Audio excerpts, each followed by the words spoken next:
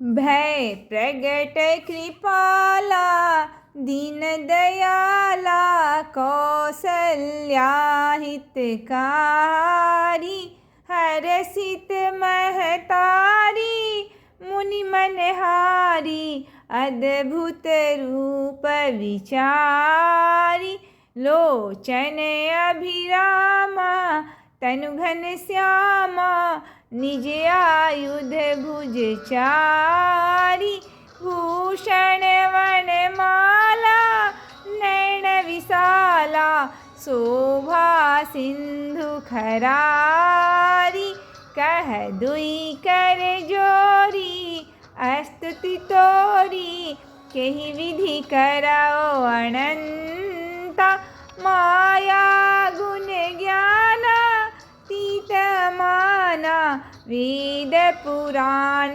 भनंता करुणा सुख सागर सब गुण आगर जेहि गावहि श्रुति संता सोम महित लागी जन अनुरागी भयउ प्रगट श्रीकंता ब्रह्मांड निकाया निर्मित माया रोम रोम प्रतिवेद कह मम उर्सोबासी यह उपहासी सुनत धीर मति थिर न रह उपजा जब ज्ञाना प्रभु मुस्काना चरित बहुत विधि किन्ह चह कही कथा सुहाई मातु बुझाई जेहि प्रकार सुत प्रेम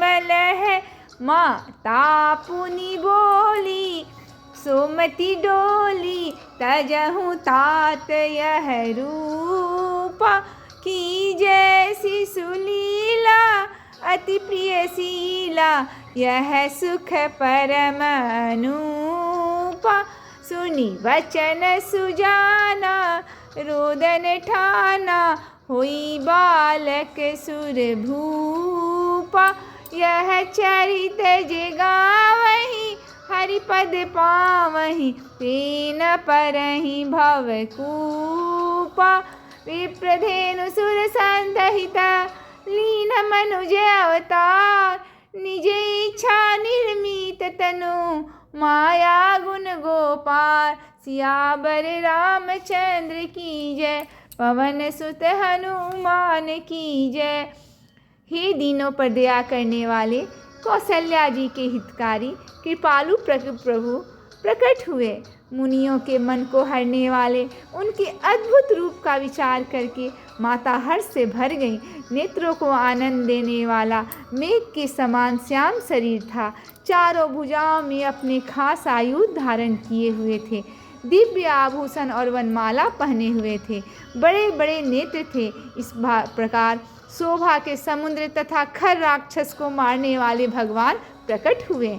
दोनों हाथ जोड़कर माता कहने लगी, हे अनंत, मैं किस प्रकार तुम्हारी स्तुति करूं? वेद और पुराण तुमको माया गुण और ज्ञान से परे और परिमाण रहित बतलाते हैं। श्रुतियाँ और संत जन दया और सुख का समुद्र सब गुणों का धाम कहकर जिनका गान करते हैं, वही भक्तों पर प्रेम करने वाले लक्ष्मीपति भगवान मेरे कल्याण के लिए प्रकट हुए हैं।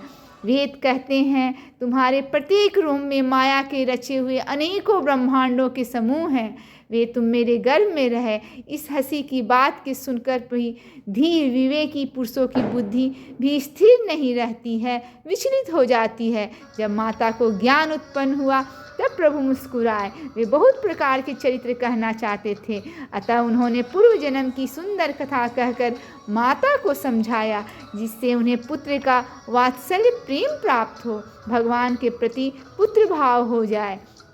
माता की वह बुद्धि बदल गई। तब वह फिर बोली, हे तात, यह रूप छोड़कर अत्यंत प्रिय बाल लीला करो। मेरे लिए यह सुख परम अनुपम होगा। माता का यह वचन सुनकर देवताओं के स्वामी सुजान भगवान के बालक रूप होकर रोना शुरू कर दिया। तुलसीदास जी कहते हैं, जो इस चरित्र का गान करते हैं वे श्री हरि का पद पाते हैं और फिर संसार रूपी कूप में नहीं गिरते हैं।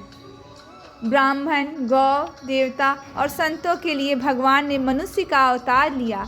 वे अज्ञानमयी मलिना माया और उनके गुण और भीतरी इंद्रियों से परे हैं। उनका दिव्य शरीर अपनी इच्छा से ही बना है, किसी कर्म बंधन से परवश होकर त्रिगुणात्मक भौतिक पदार्थों के द्वारा नहीं है। जय श्री राम।